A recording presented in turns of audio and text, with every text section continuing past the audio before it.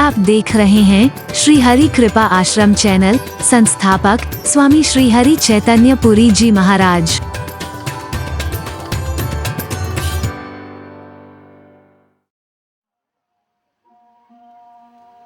मैं उसे संत नहीं कहता हूं जो खाली वेशभूषा धारण करता है, जो खाली जटा बढ़ाता है या सिर मुड़वाता है, जो श्वेत या भगवे वस्त्र पहनता है या काले या नील वस्त्र पहनता है, जो विभिन्न प्रकार के बाह्य चिन्ह धारण करता है, जो कोई कथाएं भी करता है। संत की परिभाषा वो नहीं दे रहा हूं मैं। जो किसी के दुख दर्द को समझता है, किसी के जीवन को धन्य करने की कोशिश करता है, परोपकार में जीवन जीता है, क्षमा, कृपा, करुणा, उदारता और दुख कातरता, सुहृदता जिसके जीवन का एक महत्वपूर्ण अंग बन चुका है, उस संत की शरण में आकर के भी अगर तुम्हें तीर्थराज की अनुभूति नहीं हो रही तो तुम इसके महत्व को समझे ही नहीं। मैं उसे पीर नहीं कहता हूं जो किसी की पीर न समझे, किसी की पीड़ा को न समझे, बेपीर है। जो किसी के दर्द को नहीं समझता है, पीर माने जो पराई पीर को भी समझता है, पराई दुख को समझता है। समाज के लोग दुखी हैं, इन्हें कैसे सुख मिल जाए? कष्ट पाकर के भी जो सुख पहुंचाने की कोशिश करता है, वही है सच्चा संत, वही है सच्चा पीर, वही है सच्चा पैगंबर, वही है सच्चा महापुरुष। उसकी शरण में आकर के तीर्थराज जैसा लाभ न मिले कैसे हो सकता है?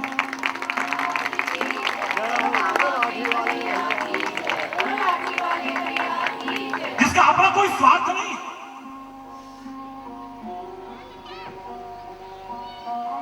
कोई स्वार्थ नहीं, जिस स्वार्थ भाव से समाज को सुख का, सच्चे सुख का, सच्चे चैन का, सच्चे सुकून का, सच्ची शांति का मार्ग सुझाने की कोशिश करता है। क्या करें महाराज, हम तो ऐसे लोगों के बीच रहते हैं कि हम अपने जीवन को पवित्र कर ही नहीं सकते। कई बार ये मूर्खतापूर्ण चिंतन भी सामने आ जाता है। ये तो कभी कभी मिलता है ना, रात दिन तो उन्हीं लोगों के बीच रहना ना, हरि बोल। वही वातावरण, वही लोग, सराउंडिंग सारी वही है। मिलना जुलना ऐसे लोगों से क्या करें, लाख कोशिश करते हैं पर फिर भी अपने जीवन को, जीवन की पवित्रता को बरकरार रखने में सफल नहीं हो पाते। एक किसी व्यक्ति का जीवन बना प्रयागराज, और वो किसी बहुत बड़े भक्त समझे जाने वाले का नहीं, ऐसे व्यक्ति का, ऐसी शख्सियत का जिसको तुम कभी सोच भी नहीं सकते। लेकिन हमारे महापुरुषों ने उसके जीवन को प्रयाग करा। बताऊंगा तो हैरान रह जाओगे। रामायण आप में से पढ़ी है कुछ लोगों ने? बात उठाओ जिसने पढ़ी हो, सुनी हो। सुंदरकांड पढ़ा है रामायण में, रामचरितमानस में। सुंदरकांड आप भारत के किसी महान व्यक्तित्व की बात छोड़िए, लंका जिसे लोग अपवित्र मानते हैं, लंका जिसे राक्षसों की नगरी मानते हैं, मुझे तो वहां पर भी एक प्रयागराज के दर्शन हुए। लोगों ने ध्यान नहीं दिया था। आज से 20 वर्ष पहले उस व्यक्तित्व पर 1.5 महीने तक मेरा प्रवचन चला था, और वो व्यक्तित्व लोगों की कल्पना से परे था। आप भी सुनोगे तो हैरान रह जाओगे। बताऊं? त्रिजटा राक्षसी एका, राम चरण रति निपुण विवेका।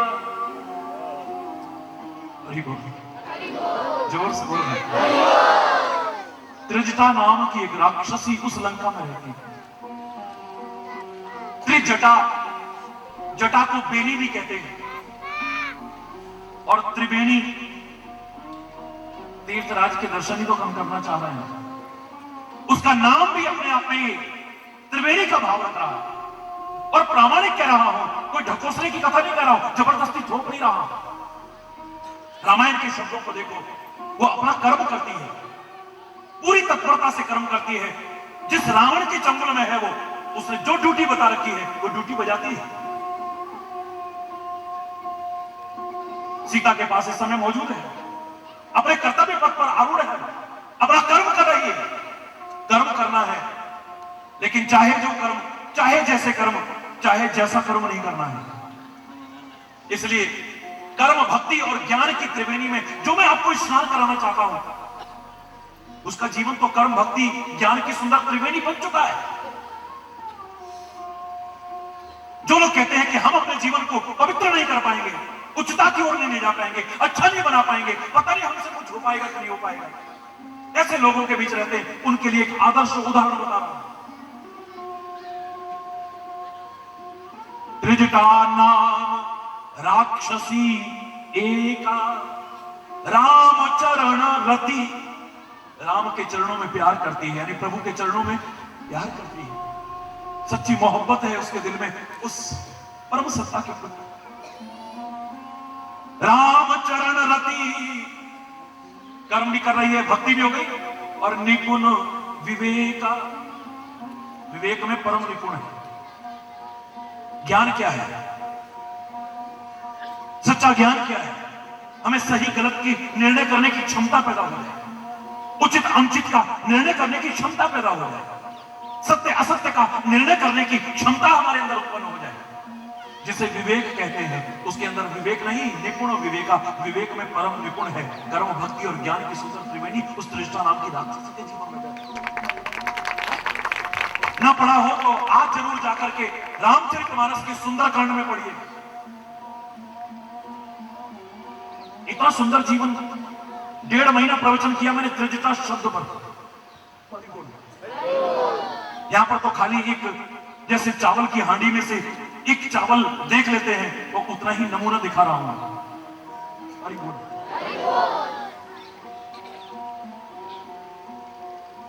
ऐसी राक्षसी, भारत में लंका में रहने वाली, राक्षसों के बीच रहने वाली, अपने जीवन को परम पवित्र कर सकती है। कर्म, भक्ति और ज्ञान की सुंदर त्रिवेणी अपने जीवन में प्रवाहित कर सकती है।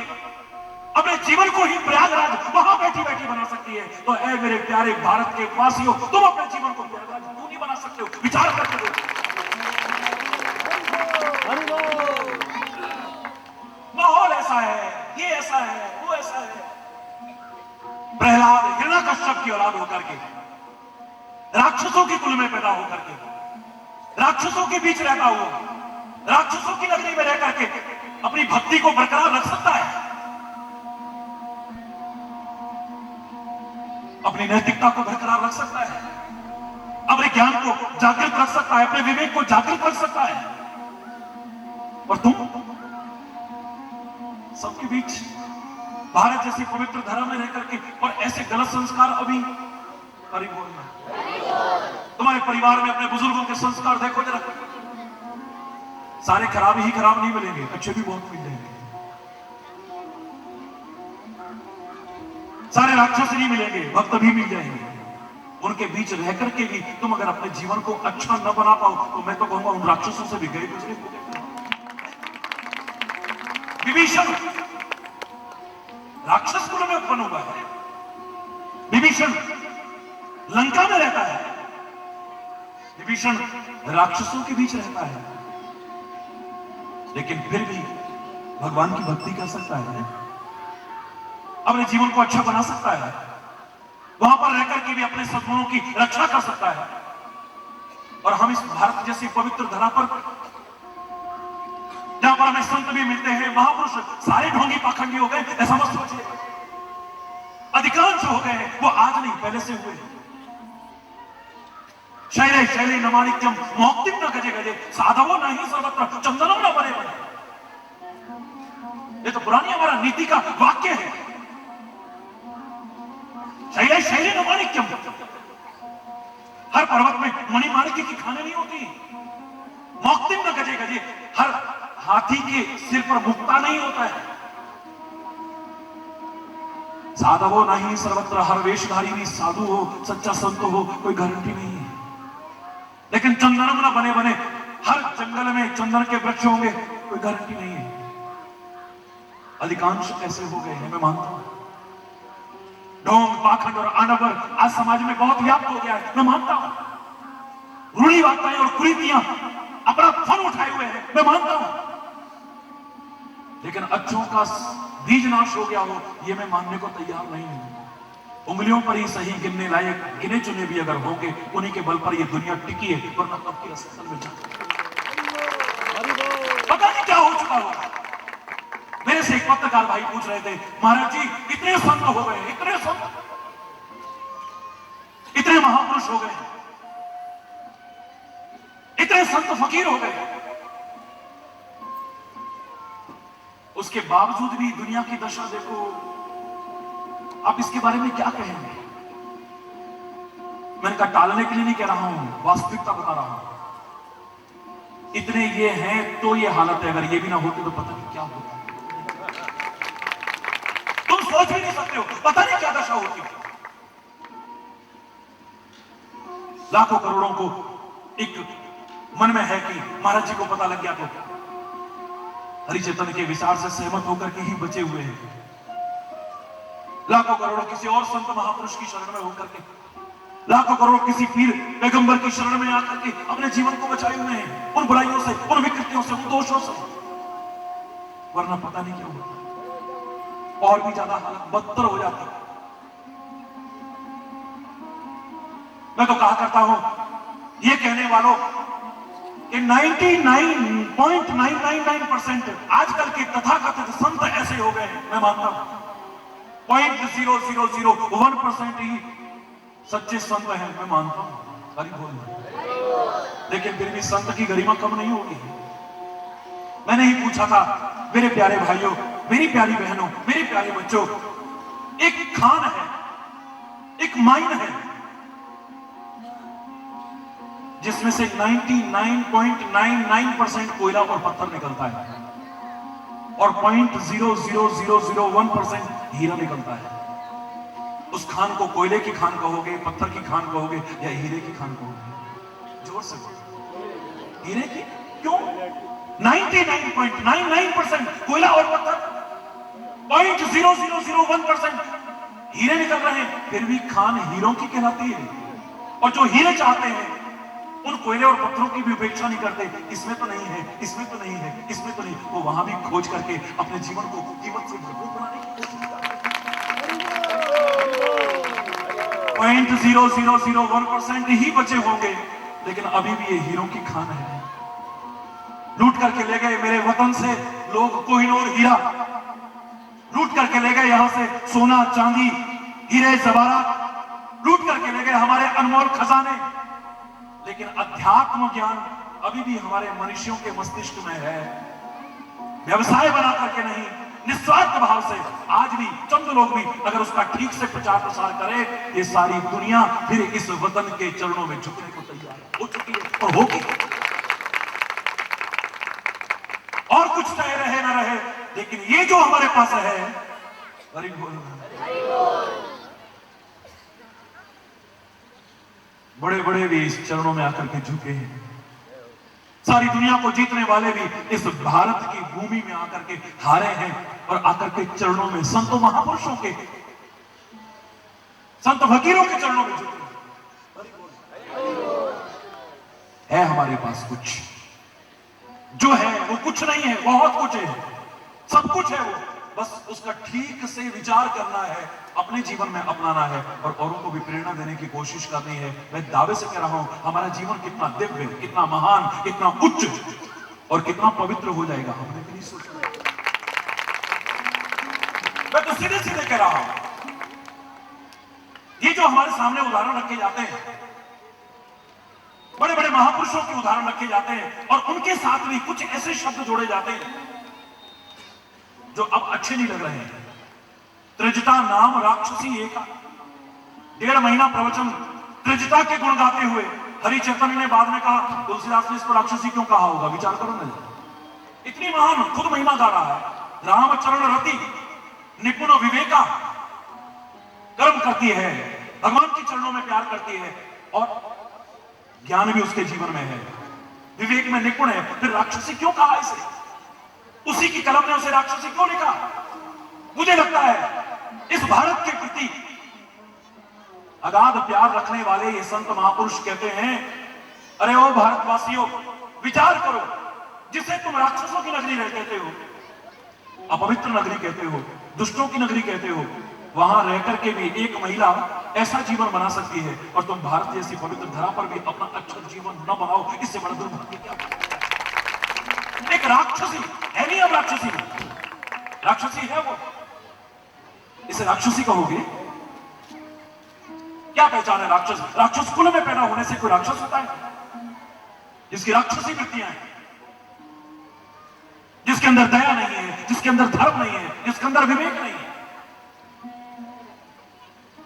जालिम हो चुका है, खून बहाता है जो। मेरा तो जब अयोध्या में प्रवचन हुआ, मैंने कहा अरे वो लोगों, ये मंदिर मस्जिद के नाम पर यहां पर खून क्यों बहाते हो? इसका नाम है अवधपुर, जहां किसी का वध न हो। अवध, उसे अवधपुर कहते हैं। यहां पर रक्तपात करने की कोशिश मत करो, अपनी राजनीति की रोटियां सेकने की कोशिश मत करो। ये मंदिर भी बन जाए, मस्जिद भी बन जाए, सब कुछ बने, लेकिन हम रहेंगे तो, और हम ही ना रहे तो। वहां की भाषा में उसे कहते हैं अयोध्या, जहां युद्ध ना हो कभी, अयोध्या जहां युद्ध ना हो। अगर युद्ध कहीं होता भी है, लड़ने का भाव आता भी है, तो अपने विचारों से, बुरे विचार जो है उनसे लड़ने का भाव आता है, अपने क्रोध से लड़ने का भाव आता है, अपने अहंकार से लड़ने का भाव आता है, अपनी दुष्प्रवृत्तियों से लड़ने का भाव आता है, अपने दुष्कर्मों से लड़ने का, दुष्चिंतन से लड़ने का भाव आता है, दूसरों से लड़ने का तो भाव आता है नहीं। जहां किसी का वध न हो, जहां से सारी दुनिया में शांति का संदेश जाए, वो है हमारे पवित्र उपासना स्थल। जोर से बोल, हमें मिलना है, जरूर मिलना है, लेकिन जोड़ करके मिलना है। जिन शास्त्रों ने, जिन महापुरुषों ने कहा था सब मिलकर के एक हो जाओ, तुलसी का उदाहरण लीजिए। वो कहता है तुलसी या संसार में सबसे मिलिए धार। दौड़ दौड़ करके मिलो, सब दौड़ दौड़ के मिलो, मौका गवाओ मत। तुलसी या संसार में सबसे मिलिए धार।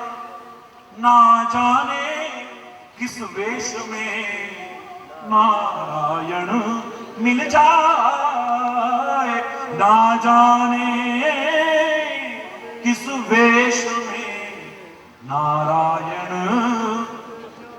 पता नहीं वो किस वेश में, किस देश में, किस परिवेश में कहां मिल जाए, तो किस सर्वत्र है, सृष्टि के कण कण में, जर्रे जर्रे में है वो, सबके अंदर है वो, सबके बाहर है वो, सबके ऊपर है, सबके नीचे है वो, कहां नहीं है वो पता नहीं, कब कैसे तुम्हें अपना दर्शन करा दे। सबसे मिलो।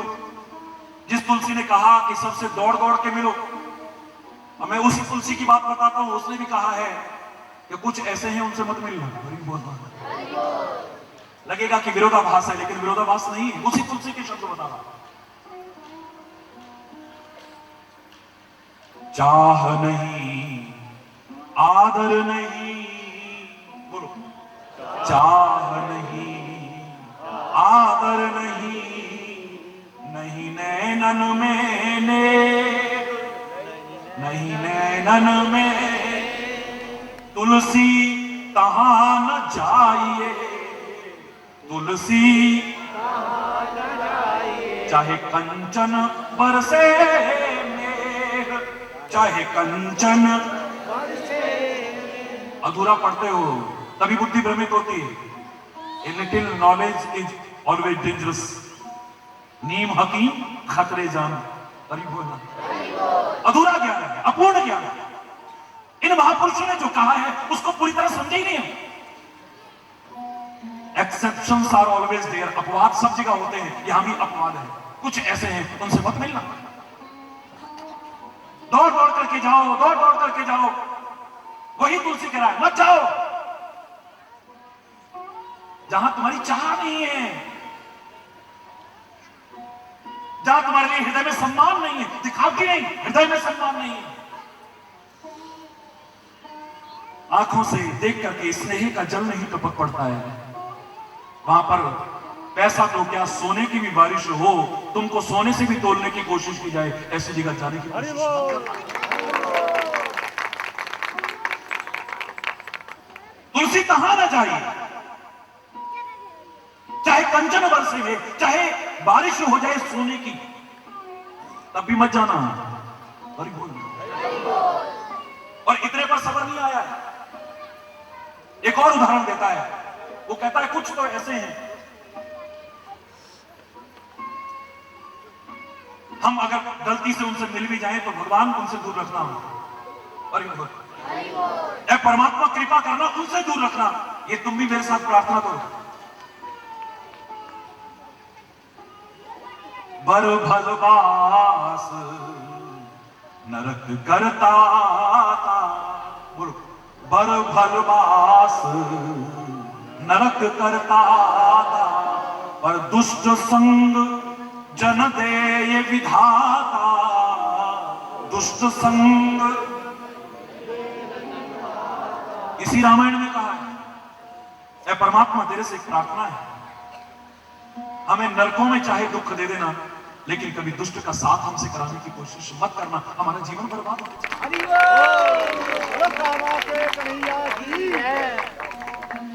तू चाहे नरकों में हमें डाल देना, अपार दुख घोर यात्राओं में हमें डाल देना, लेकिन किसी दुष्ट के साथ हमारा मिलाप मत करवा देना कभी,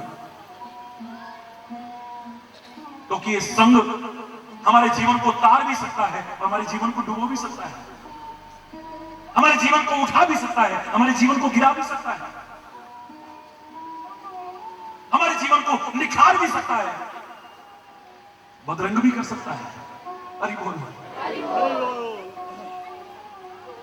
कल मैं भी सुन रहा था टीवी पर जो रोज प्रवचन आता है, उसमें यही चल रहा था, उस अव्यय पद की प्राप्ति किसे होगी। अर्जुन के पूछने पर भगवान कृष्ण ने यही कहा था, निर्माण मोहा जितसंग दोषा अध्यात्म नित्या विनिवृत्त काम वंदे विमुक्ता सुख दुख संगे गच्छन्त्य मूढ़ा पदमव्ययम् तत्। निर्माण मोहा, जो मान और मोह से रहित है, अभिमान नहीं है जिसके जीवन में, और मोह नहीं है। मोह का तात्पर्य अज्ञान भी होता है, मोह का तात्पर्य व्यर्थ की ममत्व बुद्धि भी होता है। भगवान कृष्ण ने कहा है तो उनके जीवन में पहले है, उनका नाम ही बता रहा है, अनेक नामों में एक नाम मदन मोहन, यानी मद न मोह न, जिसके जीवन में मद न हो, जिसके जीवन में मोह न हो, वही मदन मोहन हो सकता है। निर्वाण मोह जित संग दोषा, जिसने संग दोष को जीत रखा है। लोग कहते हैं संग मत करो, संग मत करो, अरे संग करो, लेकिन कुसंग मत करो, कुसंग से हमेशा बचने की कोशिश करो। संग बुरा नहीं है, कुसंग बुरा है। अच्छे लोगों का संग तुम्हारे जीवन को तार सकता है, बुरे लोगों का संग आपके जीवन को बर्बाद कर सकता है। हरि चैतन्य करो संगति सज्जन की मेरे भाई, कर संगति दुर्जन की बाबरे शुभ गति काहू ना पाई। कर संगति केले की स्वाति बन कपूर है जाती, सीप की कर संगति बन मोती अच्छी कीमत पाती, और वह यदि संगति कर ले सर्प की प्राण हर विश्व बन जाई। हरि चैतन्य करो संगति सज्जन की मेरे। संग, अरे मानव की छोड़िए, तोता और मैना एक साधु के घर में राम राम रट जाते हैं, कृष्ण कृष्ण रट जाते हैं, शिव शिव रट जाते हैं, वाहेगुरु वाहेगुरु रट जाते हैं, अल्लाह अल्लाह खुदा खुदा रट जाते हैं, तोता और मैना। एक अच्छे व्यक्ति के घर में और दुष्ट के घर में गालियां सीख जाते हैं।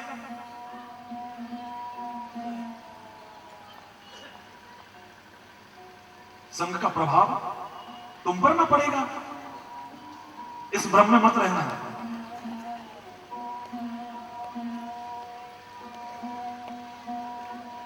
दुष्टों के साथ चलोगे तो उन पर पत्थर बरसेंगे तो तुमको भी चोट लग सकती है, और वहीं किसी अच्छे संत महापुरुष के साथ चलो, अगर उन पर पुष्प वृष्टि होगी तो तुम्हारे कोई फूलों की बारिश होगी।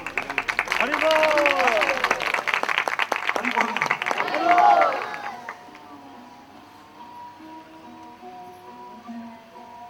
धागा कौन पहनना पसंद करेगा? पहन करेगा? तुमको धागा दे कोई, ऐसे डाल करके कहोगे क्या हमारी इंसल्ट कर रहे हो? लेकिन वही धागा अगर फूलों का साथ कर ले तो हर कोई अपने गले की शोभा बनाने को तैयार।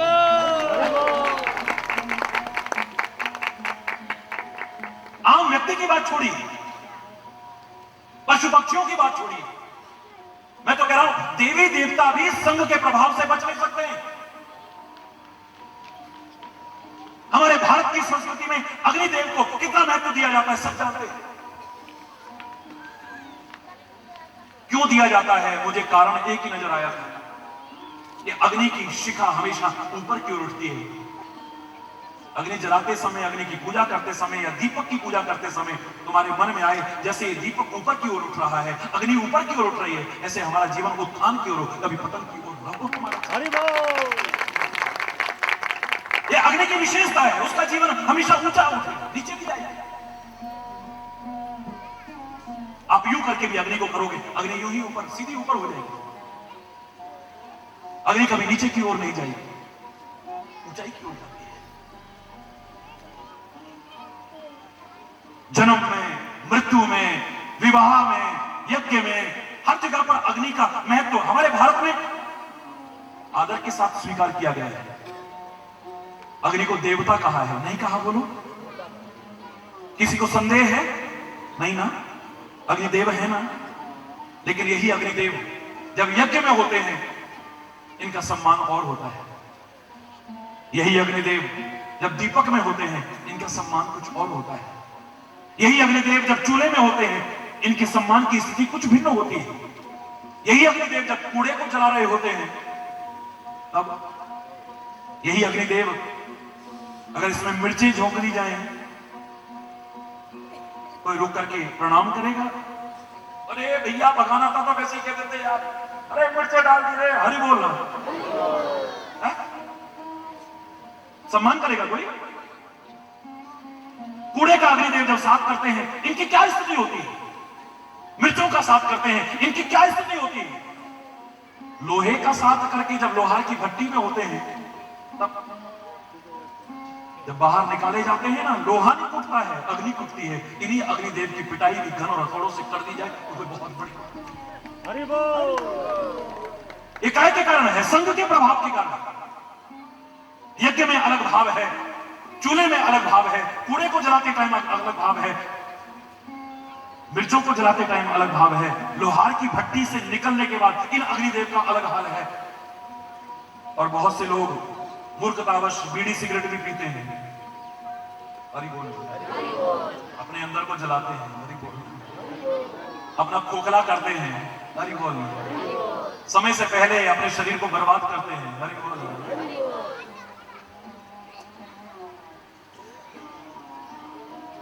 जब बीड़ी और सिगरेट पी करके आखिरी कश लेकर के लोग नीचे फेंकते हैं तो देखा जाता है उसके बाद जूते से रोलते हैं। बीड़ी सिगरेट को नहीं, इसमें अंदर जो अग्नि है ये वही अग्निदेव हैं जिनको देवता मान करके हम पूछते थे, लेकिन इन्होंने ही अब बीड़ी और सिगरेट का साथ कर लिया तो पैरों से रोज ही जाना है, जूतों से रोते जाना है।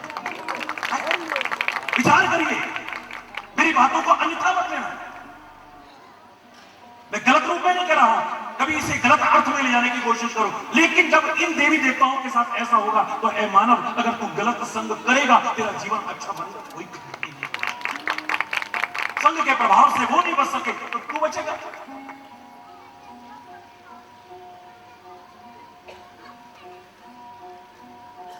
एक अच्छा संग एक घड़ी के लिए ही मिला था, आधी घड़ी के लिए मिला था, वाल्मीकि से भगवान का रूप बन गए। हरि बोल।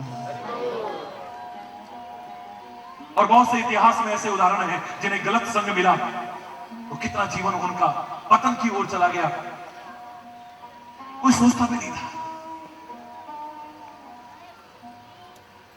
अपवाद स्वरूप कोई बहुत ऊंची स्थिति का है, मैं उसकी नहीं कह रहा हूं, उस पर संग का प्रभाव पड़ेगा। जो रहीम उत्तम प्रकृति काकर सकत कुसंग, चंदन विश्व व्यापे नहीं लिपटे रहे भुजंग।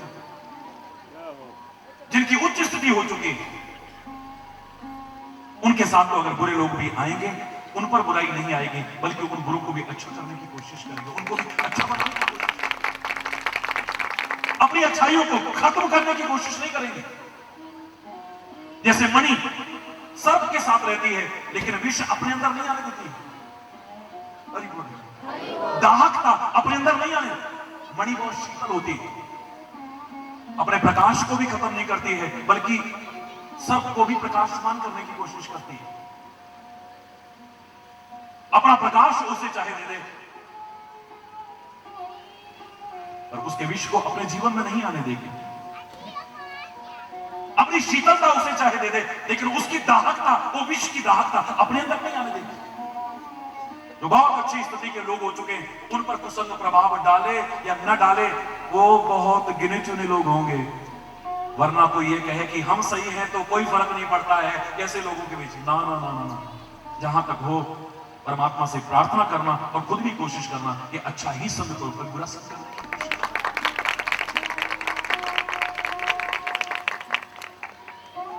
गंगा, यमुना और सरस्वती मिल गई हैं, इन्होंने आपस में संग कर लिया है, अब तीर्थ नहीं तीर्थराज बन गए हैं। इनकी महिमा और बढ़ गई। गंगा की जितनी महिमा थी अब वहां पर और भी महिमा बढ़ गई। यमुना की अपनी जगह जितनी महिमा थी उतनी और बढ़ गई। संग का ही तो प्रभाव है। इलाहाबाद को भी अगर इनका संग न मिला होता, इस त्रिवेणी का संग न मिला होता, कौन इलाहाबाद की महिमा गाता है?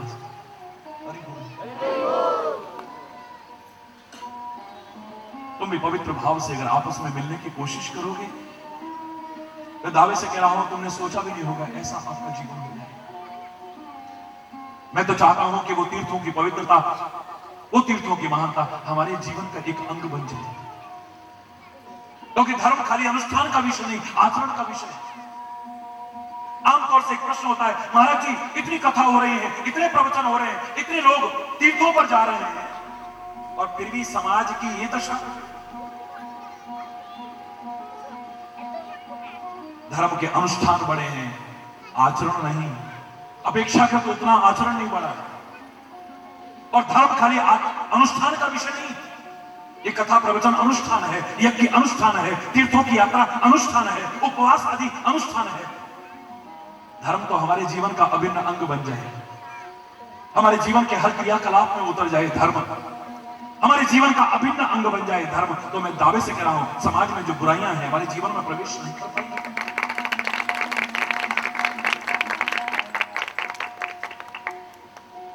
बस यही इन 3 दिन में विचार करना है हमें। सरकड़ा को ही पवित्र तीर्थ बनाना है। संदेश सुनने वाले यहां के ही लोग नहीं, सारे विश्व के लोग इसे सुनेंगे। उन सबके जीवन को ही परम पवित्र एक तीर्थराज बनाने की कोशिश कर रही है और कोई प्रयास और हो जाएगा ऐसा, असंभव नहीं। और बोल मिलना पड़ेगा गंगा यमुना की तरह, वरना तो कितने मिलते हैं। मिलने की महिमा तो बहुत है, मिलकर के रहने की महिमा तो बहुत है। हर कोई इसे स्वीकार करता रहा है। संगठन की महिमा तो बहुत है। सारे लोग भूल गए थे भेदभाव कि हम हिंदू हैं या मुसलमान हैं, सिख हैं, ईसाई हैं, जैन हैं, बौद्ध हैं, तब मेरा देश आजाद हुआ। अगर अलग अलग टुकड़ों में ही बटे रहते ये वतन, हम उन गुलामी की जिंदगियों से कभी मुक्त नहीं हो सकते। एक बैनर तले आ गए थे, सब पता हम भारतीय, इस भारत को गुलामी की जंजीरों से मुक्त कराना है, अपने वतन को आजाद कराना है। अंग्रेजों से तो आजाद हो गया, लेकिन अभी बहुत सी बुराइयां हैं जिनसे अभी आजाद मुक्त नहीं हो पाया है। उनसे भी मुक्त तभी हो पाएगा जब फिर एक हो जाएंगे, जब संगठित हो जाएंगे। पुराने जमाने में देखते थे, मां कहती थी बेटा, जब देखती थी बच्चे आपस में लड़ रहे हैं, आपने सुना होगा पुराने जमाने में, वो क्या करती थी, बेटा ये लकड़ी लोहे से तोड़ के दिखाओ, और संयोग से उस मां के जो 5-6 बच्चे थे वो सारे के सारे बड़े ताकतवर थे। इतनी मोटी लकड़ी दी, तोड़, एक और लकड़ी दी, बेटा तुम तोड़ के दिखाओगे, तोड़ दी। तीसरे को दो, उसने भी तोड़ दी। चौथे को दी, उसने भी। 5वें को दी, उसने भी तोड़ दी। अब उसने क्या किया, 5 लकड़ियां इकट्ठी रस्सी में बांध दी। बेटा इसे तोड़ो तो। वो पहलवान जी पसीने में तरबतर हो गए, लेकिन टूटी नहीं। अपनी पहलवानी की अकड़ सारी निकल गई, पर लकड़ी नहीं टूटी। दूसरे से कहा तुम तोड़ो, नहीं टूटी। तीसरे से कहा तुम तोड़ो, नहीं टूटी। चौथे से कहा तुम तोड़ो, नहीं टूटी। पांचवें से कहा तुम तोड़ो, नहीं टूटी। पांचों मिलकर के तोड़ो, लेकिन उसे नहीं तोड़ पाए। देख लो कभी आजमा करके। मां कहती थी बेटा मिलकर के रहोगे तो समाज में तुम्हें तोड़ नहीं सकता, तुम बांट नहीं सकता। क्यों लड़ते हो आपस में, क्यों झगड़ते हो आपस में? लोग तुम्हारी कमियों का फायदा उठाते हैं। तुम्हारी आपस की लड़ाई ही तुम्हें मारती है, बाहर का आकर के मारने की हिम्मत नहीं कर सकता। लोग नीच, कुत्सित और घृणित साजिशें करते हैं तुम्हें बांटने की, तोड़ने की, अपने चंद स्वार्थों के कारण। अंग्रेजों से कुछ और सीखा ना हो, डिवाइड एंड रूल सीख लिया है। बांटो और राज करो बस। पहले तो हिंदू, मुसलमान, सिख, ईसाई पर, जैन, बौद्ध, पारसी पर डमाटते थे। अब ये जाट है, ये यादव है, ये फलाना है, ये ठिकाना है, ये वो है, ये वो है। हरि बोल। ये चौहान है, ये फलाना है, ये ठिकाना, बस इसी में बांटना है। इस गांव में हमारी इतनी वोट है, उस गांव में हमारी इतनी वोट है। हरि बोल। ऐसी नीच, कुत्सित, घृणित साजिशों को सफल मत होने दो। अपने परिवार को, अपने गांव को, अपने इस प्यारे वतन को और समाज को जो तोड़ने और बांटने की कोशिशें, नीच कोशिशें कर रहे हैं, उनको नाकामयाब करने की कोशिश बेहतर करो। वो मां कहती थी बेटा देखो, अगर ये 5 लकड़ियां इकट्ठी हैं, अच्छे से अच्छे पहलवान की हिम्मत नहीं हो सकती इन्हें तोड़ दे। बड़े से बड़े पहलवान की ताकत इसके आगे फीकी पड़ जाएगी।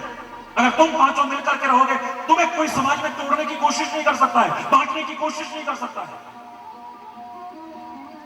लेकिन जब देखती थी इनको ठीक से रहना नहीं आ रहा है, तो वही मां कहती थी बेटा अब मेरे जीते जी अलग हो जाओ तो ठीक है, क्योंकि मुझे नहीं लगता कि तुम्हारी निभेगी।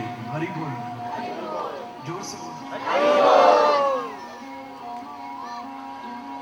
तुम एक छत के नीचे रह तो रहे हो पांचों भाई, लेकिन तुम्हारे दिल नहीं मिले हुए हैं, तुम मिलकर नहीं रह पाओगे।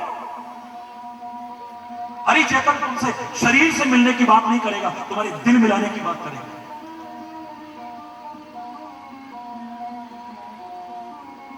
तुम्हारे आंगन में दीवार खड़ी हो जाती है, तुम्हारे खेत में मेड़ बन जाती है, देखते देखते। नहीं होता? बोलो ना, होता है ना? ये दीवार कब बनती है आंगन में? वो खेत में मेड़ कब बनती है जानते हो? पहले तुम्हारे दिल में दीवार आती है।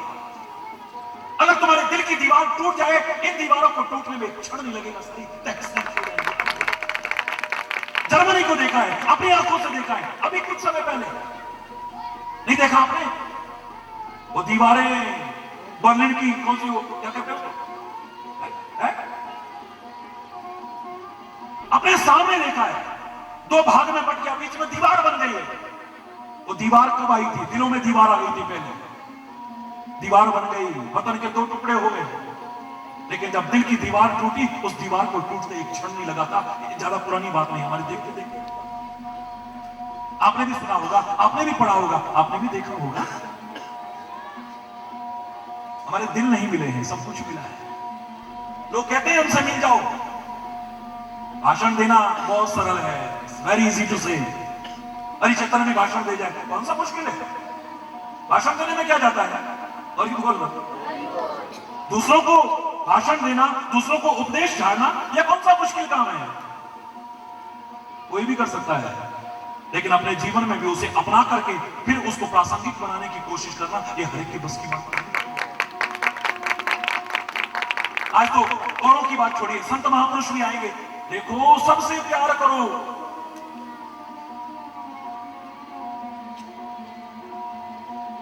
कोई भेदभाव मत करो। आम आदमी, मेरी निगाह में तो सब या तो आम की तरह मीठे मीठे हैं या खास हैं, भले एक वो जो कैटेगरी तुम करते हो वो नहीं। लेकिन तुम्हारी निगाह में एक आम आदमी जाए, महाराज जी के दर्शन धक्के पड़ते हैं, दर्शन नहीं हो सकते, महाराज जी नहीं मिल सकते। तुम्हारी निगाह में जिसे वीआईपी या वीवीआईपी कहते हैं, धक्के नहीं खाने पड़ेंगे, महाराज जी खुद बुला लेंगे अंदर आ जाएंगे। ये वो है जो भाषण दे रहे थे, भेदभाव मत करो, सब मिल करके रहो, सबसे प्यार करो।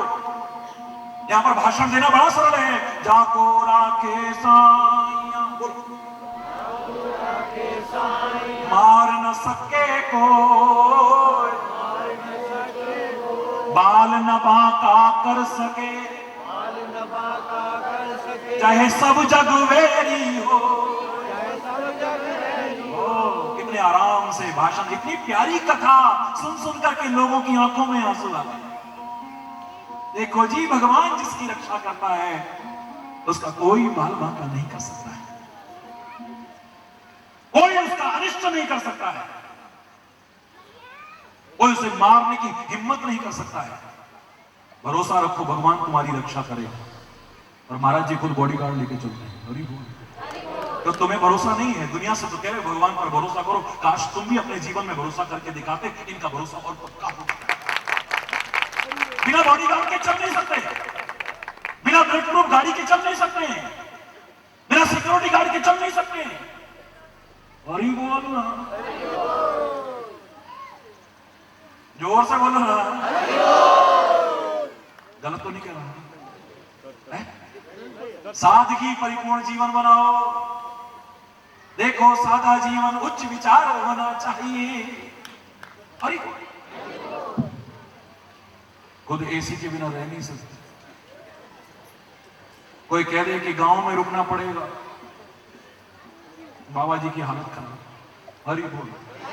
जोर से बोलो। कम से कम तुम्हारा लाठी वाला भैया सच्चा आपका भाई है। आप कहते जरूर हो कि महाराज जी वहां नहीं आ रहे हो, वहां नहीं आ रहे हो। मैंने हमेशा कहा है, हरि चैतन्य की हिम्मत नहीं जो कहीं जा सके, लेकिन अगर तुम्हारा सच्चा प्यार है तो कहीं भी बुला सके, इतनी तुम्हारे अंदर ताकत। हरि चैतन्य की सामर्थ्य नहीं, इतनी व्यस्तता में से मैं निकल पाऊं। थोड़ा कोई विश्वास नहीं करेगा महाराज जी वहां गांव में सबको मिल रहे, लेकिन जो लोग मुझे जानते हैं करीब से, उन्हें मालूम है महाराज जी प्यार के भूखे हैं, भावनाओं को भूखे हैं। वो खाली महलों में नहीं जाते हैं, खाली मकानों में नहीं, झोपड़ियों में भी जाते हैं। खाली जाते थे नहीं, जाते हैं। और दावे से कह रहा हूं, सच्चा प्यार जहां होगा आगे भी जाते रहेंगे। लेकिन क्या ये विरोधाभास आपको नजर नहीं आ रहा? कथनी और करनी का क्या अंतर नजर नहीं आ रहा है?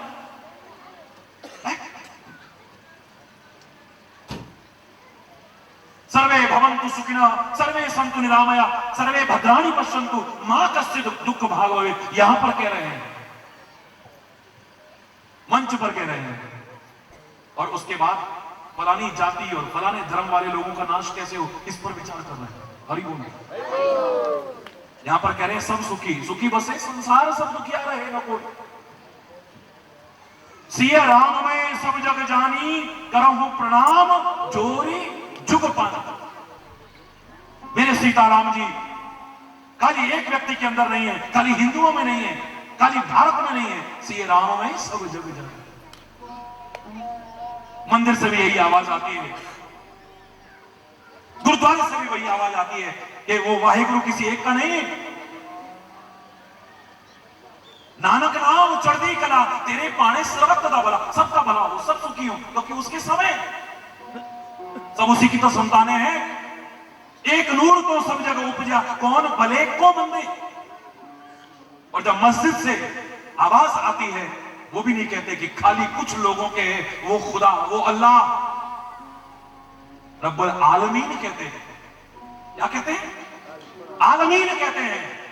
खाली मुसलमानों का है ये नहीं कहते, खाली पुराने लोगों का है ये नहीं कहते, आलमीन सारी दुनिया का है। जब वो सारी दुनिया का है तो फिर भेदभाव क्यों आता है? हमें मिलना है लेकिन सोच कर, फिर भी लेकिन को जरूर याद रखना। जहां से मैं शुरू हुआ था, मिलो, मिल करके एक हो जाओ। लेकिन बचपन में एक जगह हम गए तो बड़ा अच्छा लग रहा था, सत्संग सुन रहे थे और टॉपिक रखा था, एक बनो नेक बनो। एक बनो, जोर से बोलो ना, नेक बनो। मैंने जब पूरे भारत की पदयात्रा की तो ईश्वर की कृपा से कहा यही, लेकिन उलट करके कहा। मैंने कहा एक बनो नेक बनो जचता नहीं है, पहले नेक बनो फिर एक बनो, देखो तुम कैसे मिलते। पहले नेक बनो, फिर एक बनो। पहले नेक बनोगे, गंगा और यमुना की तरह एक जैसे बनोगे, तब मिलोगे तो हमेशा मिलकर के रह पाओगे, वरना नहीं, कब बिछुड़ जाओगे कोई पता नहीं, कोई पता नहीं। एक निकम्मा निठल्ला हो, दूसरा बहुत काम करने वाला हो, एक गंदे विचारों वाला हो, एक बड़े अच्छे विचारों वाला हो, एक रात दिन लड़ने झगड़ने वाला हो, एक बड़ा शांति वाला हो। मिल सकते हैं, एक हो सकते हैं, लेकिन कब तक, कब बिछुड़ जाएंगे कोई पता नहीं है। उनके संबंधों की मधुरता कब खत्म हो जाएगी कोई नहीं कह सकता है। उनके बीच में दरार कब आ जाएगी कोई नहीं कह सकता है। याद होगा एक बार मैंने उर्मिला शब्द की व्याख्या की थी। कथाओं में जिसे नजरअंदाज करने की कोशिश की जाती है, बहुत साल पहले जिन्होंने सुना है हाथ उठाओ। उर्मिला शब्द की, बहुत अच्छी बात है, बहुतों ने सुन रखा है। उर्मिला शब्द की व्याख्या की। उर्मिला कौन थी? लक्ष्मण की है पत्नी, लक्ष्मण की पत्नी वो उर्मिला। रामायण का वो एक महान चरित्र जिसे हर कोई नजरअंदाज करने की कोशिश करता है, जिसकी दिव्यता और महानता के आगे बड़े बड़े चरित्र भी फीके लगते हैं। 14 वर्ष के लिए अपने पति को सहर्ष प्रभु की सेवा में भेजने का साहस कौन कर पाएगा? जिनकी आपस में नहीं बनती होगी वो तो कहती है 14 साल नहीं, 14 जन्म के लिए भी जाए तो बाबा ना छूटे ना। हरि बोल। अच्छा है, जाओ जी जाओ, बड़ी अच्छी बात, सेवा का मौका मिला, छोड़ो मत। लेकिन जो आपस में इतना प्यार करते हो, जो एक दूसरे के बिना रह नहीं पाते हो, वो हंसते हंसते 14 वर्ष के लिए, 14 वर्ष के लिए अपने पति को राम के साथ भेजे। दुनियादारी में होते तो कहते सौतेले भाई के साथ। अगर ओछी प्रवृत्ति की होती तो हो ही नहीं सकती ना। ये जब प्रवचन मैंने 18 दिन किया था, मैंने कहा था कि अगर आज कोई महिला ऐसी नजर आ जाए, मैं सबको नमन तो करता हूं, उसके पैर धो धो करके हरी चेतन जिसके दुनिया धो धो करके पीती है, वो पीने को तैयार हो जाए। हंसते हंसते सौतेले समझे जाने वाले भाई के साथ अपने पति को, वो पत्नी जो बहुत प्यार करती हो, एक क्षण पति के बिना न रह पाती हो, कहे जाओ सेवा करके हो। कैसे रह पाई वो? एक बार कहा उसने, आपको थोड़ी वनवास हुआ है, राम को हुआ है। फिर आपके सगे भाई थोड़ी हैं, सौतेले भाई हैं। चलो सौतेले भाई ना सही, फिर भी वनवास आपको तो नहीं हुआ है, आप क्यों जा रहे हो? इतना भी ना कहती तो कम से कम ये तो कहती, मेरे से विवाह फिर क्यों किया आपने? आपने कभी सोचा कि मैं कैसे रहूंगी 14 वर्ष तक आपके बिना? कभी सोचा आपने? मैं नहीं रह पाऊंगी, मैं नहीं रह पाऊंगी। शायद उसका वो प्यार, उसके आंखों के वो आंसू लक्ष्मण को आगे बढ़ने से रोक देते हैं। एक बार रुकावट बनने की कोशिश नहीं कर रहे। कैसे रह पाई वो? व्याख्या का जो सारांश निकल करके आया था, मैंने इतना ही कहा था, उसका नाम बता रहा है। वो कहती है अगर शरीर कुछ समय के लिए नहीं भी मिला तो मेरा नाम है उर्मिला। हमारा तो दिल तो मिला है, एक दिन मिल जाएगा। मेरा नाम बता रहा है कि उर्मिला है तो सब मिला है, अगर उर नहीं मिला है तो शरीर आपके कितने भी मिल करके रहते हो, अगर आपके दिल न मिले हो, उर न मिला हो, आपका मिलना कब बिछुड़ जाएगा, बिछुड़ने में आ जाएगा क्या पता है। पति पत्नी शरीर से साथ रहते हो लेकिन उर न मिले हो, कब तलाक हो जाएगा कोई पता नहीं। ना भी हुआ तो एक ढोने वाली स्थिति रहेगी, गले पड़े ढोल बजाने वाली हालत रहेगी, जो ज्यादातर नजर आ रही है। संबंध जबरदस्ती निभा रहे हैं, वो प्यार, वो अपनापन, वो संबंधों की मधुरता कितने % है तुम सब जानते हो। गलत तो नहीं कह रहा ना? बोलो ना। है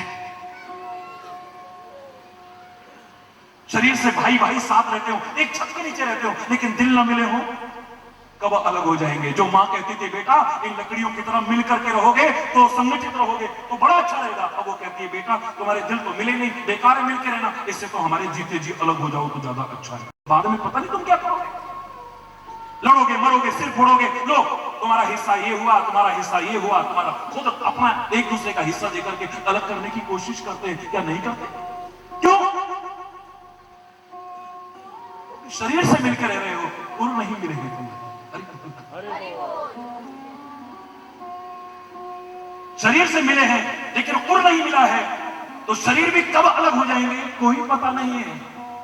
और उर मिले हैं, किसी वजह से शरीर दूर रह रहे हैं, कोई नौकरी की वजह से कहीं रह रहा है, कोई ट्रेनिंग की वजह से कहीं रह रहा है, कोई पढ़ाई की आगे और पढ़ाई कर रहा है, विदेश चला गया है, पत्नी यहाँ रह रही है, कोई बॉर्डर पर बैठा मेरे देश की रक्षा में लगा है, वो गांव में बैठी हुई है। तन चाहे दूर है लेकिन उनके दिल मिले हैं, एक दिन मिल करके रहेंगे, इसमें कोई संदेह नहीं। तन कितनी दूर है लेकिन उर मिले हैं तो तन भी मिल जाएंगे, और अगर तन मिले हैं उर नहीं मिले हैं तो तन भी कब भी छूट जाएंगे कोई पता नहीं। अरे बोल, जोर से बोलो ना। हे बहन, गांव में तो अभी कम है, शहरों में जाके देखो कभी कितनी चोचलेबाजी। आज तेरी मैरिज एनिवर्सरी है, क्या मिला तेरे को? अरे बोल, देखना ये डायमंड के वो मिले मेरे को, देख ये देख डायमंड की रिंग मिली मेरे को, ये देख डायमंड का सोने का नेकलेस मिला है मेरे को, देखना कितनी सुंदर साड़ी लाए मेरे लिए, देख आज तेरा हैप्पी बर्थडे है, क्या मिला तेरे को? मेरे को ये मिला है, मेरे को ये मिला है, मेरे को ये मिला है। मैंने कहा था तुम्हें सब कुछ मिला है लेकिन तुम्हारा दिल नहीं मिला है, तो कुछ नहीं मिला है, और दिल मिला है तो कितना मिला तो भी चलो। तुम्हारा दिल मिला है, तुम्हें कुछ नहीं मिला है, पति की सामर्थ्य नहीं है, तुम्हारे माँ बाप की सामर्थ्य नहीं है, तुम्हारे भाई की सामर्थ्य नहीं है, तुम्हारे बच्चों की सामर्थ्य नहीं है, तुम्हें कोई गिफ्ट दे सके वो, लेकिन तुम्हारे दिल मिले हैं। भूखे रह करके भी, झोपड़ी में रह करके भी शांति से मिल करके रह सकोगे, और आलीशान महल में भी रह रहे हो, और बड़े बड़े तोहफे भी तुम्हें मिल रहे हैं, पर तुम्हारे दिल नहीं मिले हैं। तो हरि बोल, वहां मिली है गंगा यमुना सरस्वती, हम तो यहां मिलने की बात करेंगे इन 3 दिन में। वहां भी गंगा यमुना और सरस्वती 3 नदियां हैं, और हमें भी 3 दिन का मौका मिला है, और 3 दिन में कर्म, भक्ति और ज्ञान की सुंदर त्रिवेणी की बहाने की कोशिश कर रहे हैं। मैं दावे से कह रहा हूं, अगर हमें मिलना आ गया, जीवन देखो क्या यार, चित्र तो बड़ा सुंदर लेकिन रंग क्या भरे। हुआ क्या था, वो काले में मैंने नीला मिला दिया, पीले में मैंने काला मिला दिया, बदरंग हो गया है। इतना सुंदर चित्र को नाश मार के, क्योंकि रंग का जो कपड़े इतने अच्छे पहन रखे पर मैचिंग नहीं है तेरे। अरे बोल, मैचिंग नहीं है तेरे, क्या यार इस पैंट के साथ ये कोई शर्ट बताओ मैच करती है कोई? अरे बोलो, जोर से बोलो ना, और जोर से बोलो ना। ये देखो क्या लग रहा है यार, क्या लग रहा है, देखो मिलाना नहीं आता, वही कपड़े हैं, वही सब कुछ है, सुंदर मिला करके देखो कितने अच्छे लगते हैं। मेरे पास कोई टाई नहीं है, कभी एक टाई का साल बाद नंबर आता था, यह अलग विषय हो सकता है।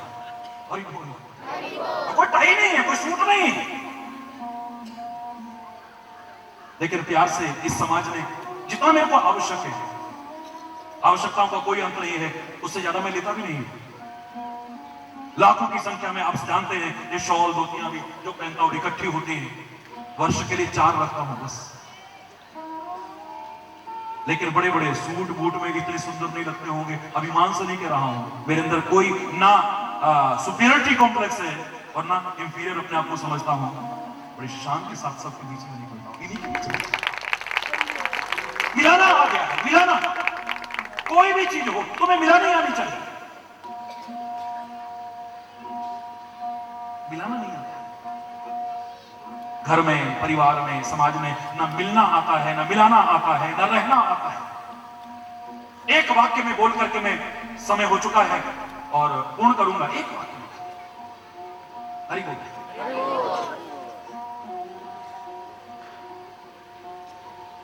5 के आसपास आने वाला होगा, 4:45 में, हरि बोल। कंप्यूटर बना,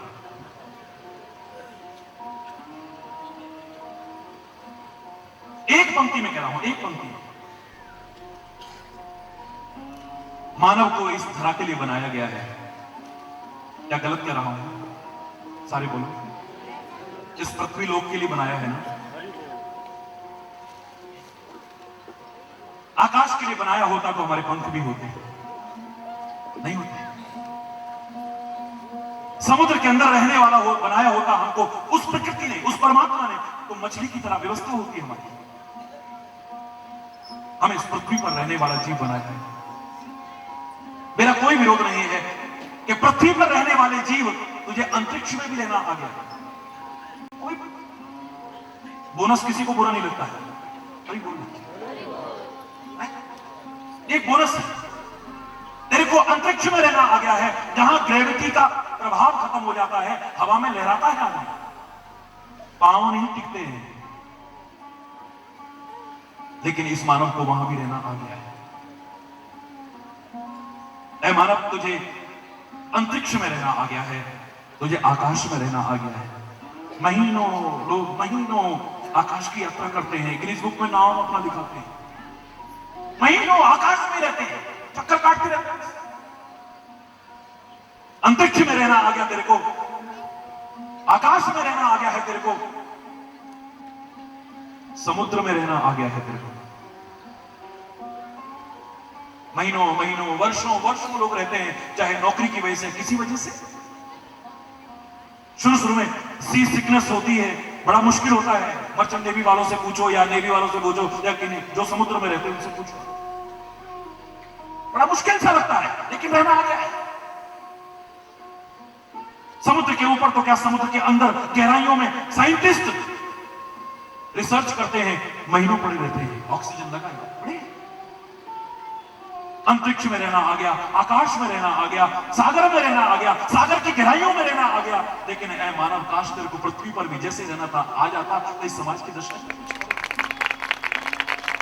कौन कहता है उस स्वर्ग की इस धरा पर स्वर्ग होता था? कौन कहता उस जन्नत की यहां पर जन्नत होती? यहां पर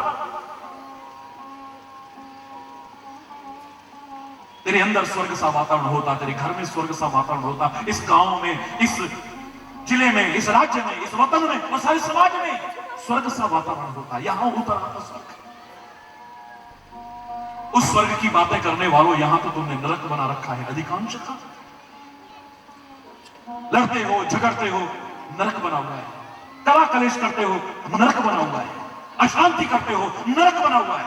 वैर विरोध करते हो, नरक बना हुआ है।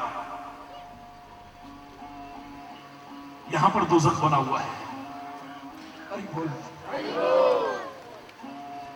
काश तुम्हें यहां पर रहना आ जाए और यहीं पर स्वर्ग सा वातावरण हो, प्यार हो, शांति हो, सलूक हो, मेलजोल हो, सद्भाव हो, प्रेम हो, एकता हो, तो बाकी कुछ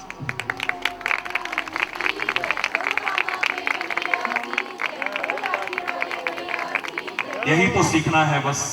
ईश्वर की कृपा से मिले इस समय के लाभ को उठाते हुए शेष कल आज यहीं पर, अगर कोई गलत शब्द निकला हो तो उसके लिए क्षमा चाहता हुआ अपनी वाणी को विराम दूंगा। लेकिन एक बार जोर से बोलेंगे, धर्म की,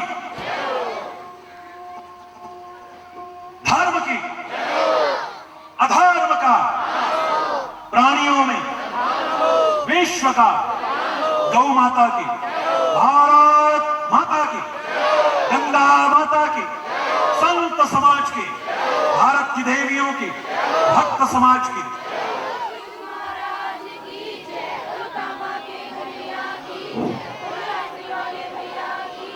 बोलो वृंदावन बिहारी लाल की जय। जय श्री राधे,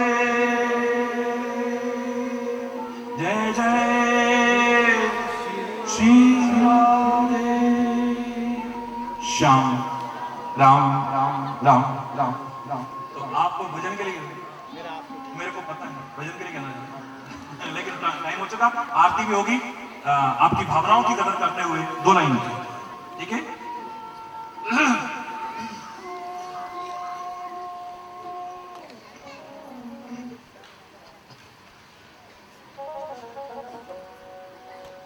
सभी लोग मिलकर के बोलेंगे, मेरा आपकी कृपा से सब काम हो रहा है, करते हो तुम कन्हैया, मेरा नाम हो रहा है, मेरा आपकी कृपा से सब काम हो रहा है।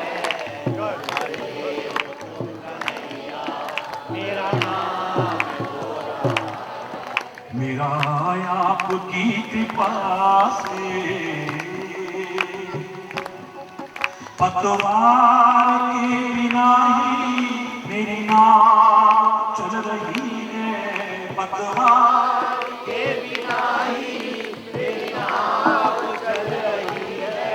तूफान में भी देखो ये जोत जल रही है, तूफान में भी देखो ये जोत जल रही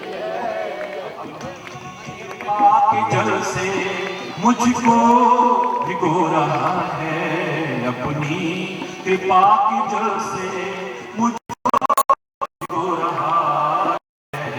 करते हो तुम मेरा नाम हो रहा है, मेरा आपकी कृपा से सब काम हो रहा है। करते हो तुम कन्हैया, करते हो तुम कन्हैया, मेरा नाम हो रहा है, मेरा तेरे छत्र के भरोसे संसार चल रहा है, के भरोसे संसार चल रहा है। सीपी में जैसे मोती सदियों से पल रहा